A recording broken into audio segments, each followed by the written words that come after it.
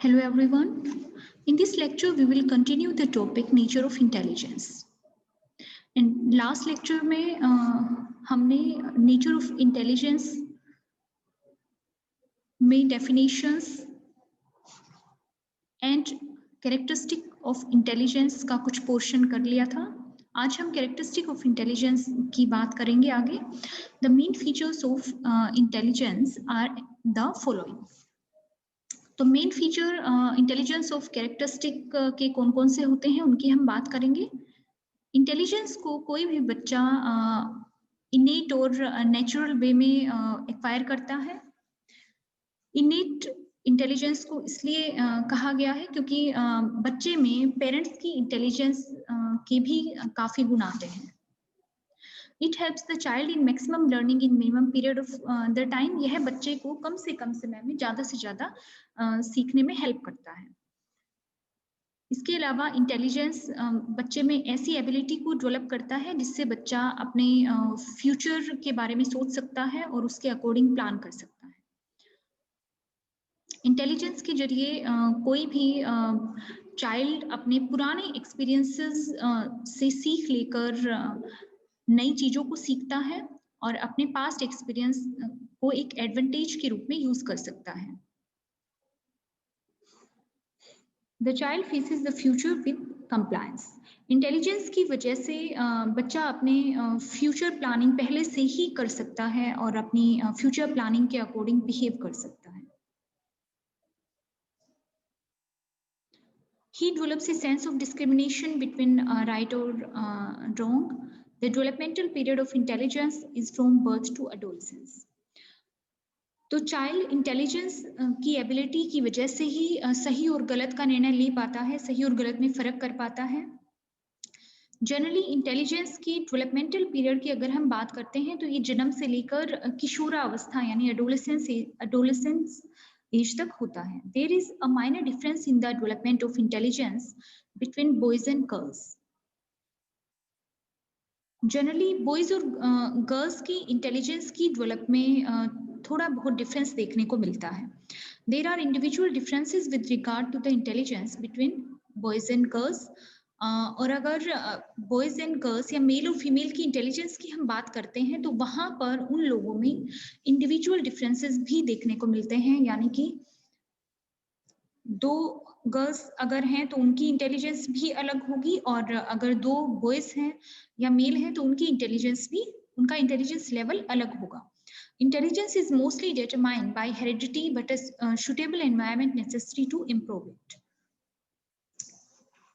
Mostly intelligence heredity से determined होता है, यानी हमारी जो हेरिडिटी है वो हमारी इंटेलिजेंस को निर्धारित करती है, लेकिन उसको इम्प्रूव करने के लिए एक सूटेबल एनवायरनमेंट या पर्यावरण की जरूरत होती है. अगर वो सूटेबल पर्यावरण बच्चे को नहीं मिल पाता है तो उसकी आईक्यू इतना अच्छे से डेवलप नहीं हो पाती है या उसकी इंटेलिजेंस अच्छे से विकसित नहीं हो पाती है. अब हम बात करते हैं development of intelligence. It is generally agreed upon by almost all psychologists that intelligence increases up to adolescence and decline in old age. तो इस बात से सारे साइकोलॉजिस्ट सहमत हैं कि बुद्धि जन्म से लेकर किशोरावस्था तक बढ़ती है और जैसे जैसे ओल्ड एज में पहुंचती है तो ओल्ड एज में जाकर धीरे धीरे डेक्लाइन होने लग जाती है, यानी कम होने लग जाती है. According to Pinter, the development of intelligence takes place at a rapid pace up to the age of 14 years and then it stops at any stage in between the age of 14 to 22 years. तो Pinter psychologist थे, उनके according 14 years की as तक, जन्म से लेकर 14 years तक intelligence बहुत ही फास्ट स्पीड से बढ़ती है या विकसित होती है और 14 से लेकर 22 इयर्स के बीच में कहीं पर भी स्टॉप हो सकती है. इसमें भी इंडिविजुअल डिफरेंसेस पाए जाते हैं. In the opinion of Termer, students and adults reach the limit of their intelligence growth at the age of 16 years. According to Binet, this limit is reached at the age of 15 years. तो Terman के according students और adults generally 16 साल की as तक अपनी intelligence को पूर्ण रूप से विकसित कर लेते हैं और बिने के अकॉर्डिंग बुद्धि के पूर्ण रूप से विकसित होने का समय 15 ईयर्स होता है। According to Otis, intelligence grows up to the age of 18 years. The researcher of Thorndike revealed that the power to learn in a person develops up to the age of 22 years, and this power continues to work up to the age of 45 years. Otis के according intelligence 18 years की as तक विकसित होती है, यानी बुद्धि का विकास 18 साल की एज तक होता है।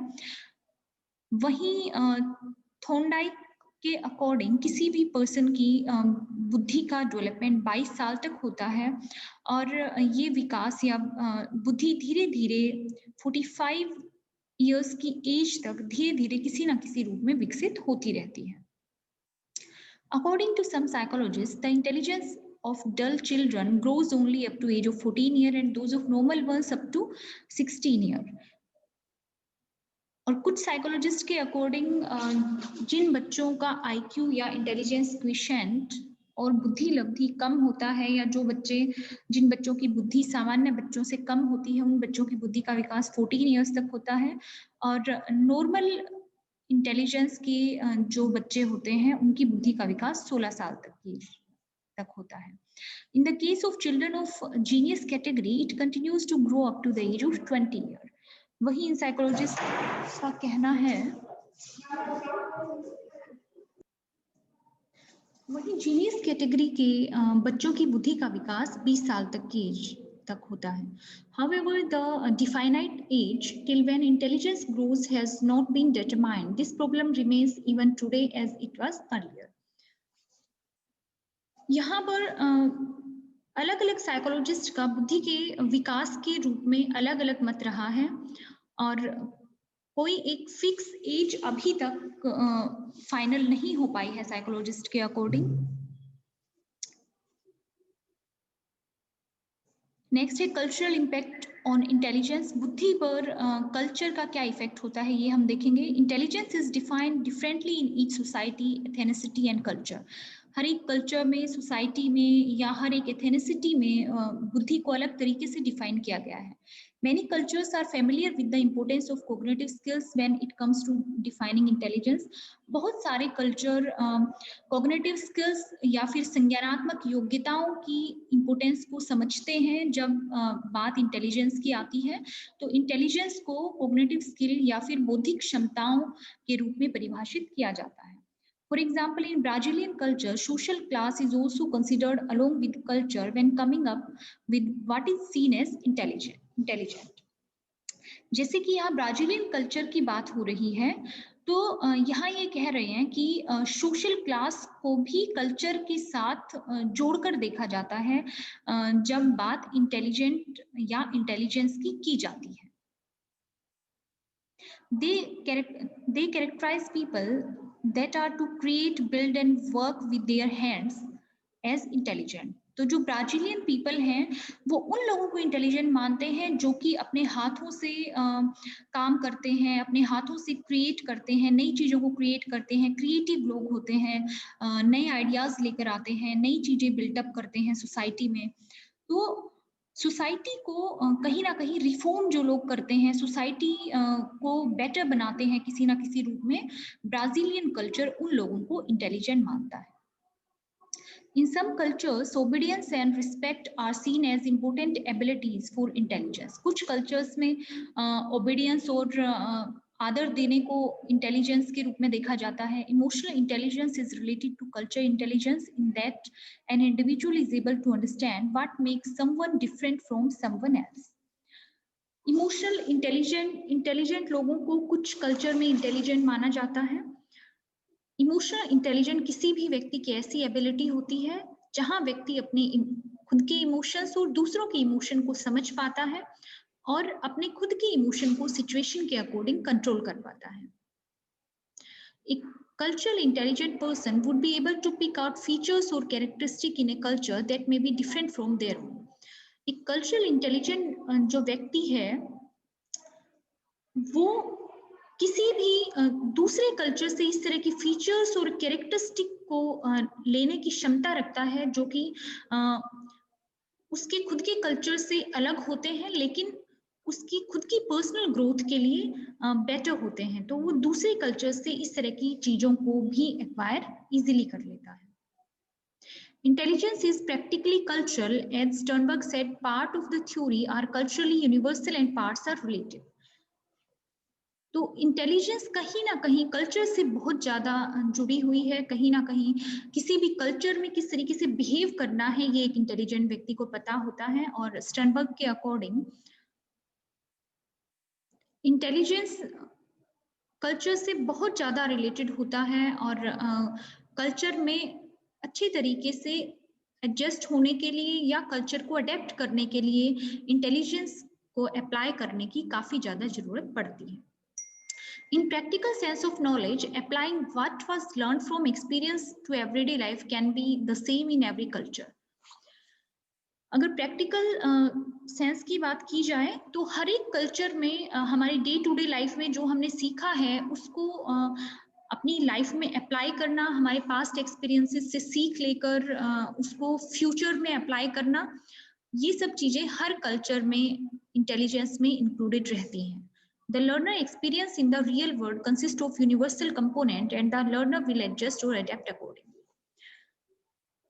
तो मोस्टली कल्चर्स में माना जाता है कि जो व्यक्ति है अपनी लाइफ में किस तरह के एक्सपीरियंस उसको मिल रहे हैं, कैसे एक्सपीरियंस वो ले रहा है, अपने एक्सपीरियंसेस से सीख कर उनको वो फ्यूचर में अप्लाई कर रहा है और एनवायरनमेंट के अकॉर्डिंग अपने आप को एडजस्ट कर रहा है या अडेप्ट कर रहा है, तो वो उसकी इंटेलिजेंस को शो करता है। Gardner argues there is a persuasive evidence for the existence of several relatively autonomous human intellectual competences that can be fashioned and combined in a multiplicity of adaptive ways by individual and cultures. तो girder के according हर एक individual की intelligence अलग होती है, हर एक human की अपनी ऑटोनोमस इंटेलेक्चुअल कॉम्पिटेंसेस या एबिलिटीज होती हैं और वो पर्सन अपनी इंटेलिजेंस के अकॉर्डिंग एक पर्टिकुलर वे में बिहेव करता है और व्यक्ति की जो इंटेलिजेंस है वो उसे कल्चर में अडेप्ट होने में या पर्टिकुलर एनवायरनमेंट में एडजस्ट करने में हेल्प करती है। In different cultures, there are different abilities an individual may have that is considered a form of intelligence in that culture. अलग अलग कल्चर्स में इंटेलिजेंस की अलग अलग एबिलिटीज को इंटेलिजेंस की एबिलिटीज के रूप में माना जाता है। For example an individual may have the ability to heal and the ability to hunt. Example यहाँ कह रहे हैं कुछ कल्चर में हो सकता है जो लोग हील करने की एबिलिटी रखते हों, यानी मेडिसिनल एबिलिटीज हों, डॉक्टर्स हों जो लोग, उनको इंटेलिजेंट माना जाता हो। कुछ एक कल्चर में जो हंटिंग करते हों, शिकार करते हों, उनको इंटेलिजेंट माना जा सकता है। An individual may have high intelligence in one area and average intelligence in other, exhibiting multiple intelligence. एक इंडिविजुअल की एक पर्टिकुलर एरिया में हाई इंटेलिजेंस हो सकती है और दूसरे एरियाज में एवरेज इंटेलिजेंस हो सकती है, तो इसको मल्टीपल इंटेलिजेंस के रूप में देखा जाता है। अब हम कंक्लूजन देखते हैं, कंक्लूड करते हैं। It can be rightly said that intelligence is the ability to adjust, to think, to understand, to reason and to act in the best possible manner. तो अभी तक हमने जो पढ़ा, जो डेफिनेशंस, कैरेक्टरिस्टिक या जो क्लासिफिकेशन हमने पढ़ी, उसके अकॉर्डिंग हम नेचर ऑफ इंटेलिजेंस को इस तरीके से डिफाइन कर सकते हैं कि इंटेलिजेंस किसी भी पर्सन की ऐसी एबिलिटी है जो उसे अपने पर्यावरण में अच्छे से एडजस्ट होना सिखाती है, पर्टिकुलर वे में सोचने की क्षमता प्रदान करती है, चीजों को समझना, रीजनिंग करना और किसी पर्टिकुलर सिचुएशन में बेस्ट तरीके से एक्ट करना सिखाती है। We can also conclude that during early childhood there is a period of relatively rapid growth of intelligence followed by a slower rate during adolescence. इसके अलावा हम ये कंक्लूजन निकालते हैं कि अर्ली चाइल्डहुड में इंटेलिजेंस की डेवलपमेंट बहुत तेज गति से होती है, जो कि धीरे धीरे एडोलेसेंस एज तक जाते जाते स्लो हो जाती है। नॉर्मली जन्म से लेकर एडोलेसेंस एज तक इंटेलिजेंस की डेवलपमेंट होती रहती है। And here are the references. आप इन रेफरेंसेस से नेचर ऑफ इंटेलिजेंस का मटेरियल पढ़ सकते हैं। Thank you.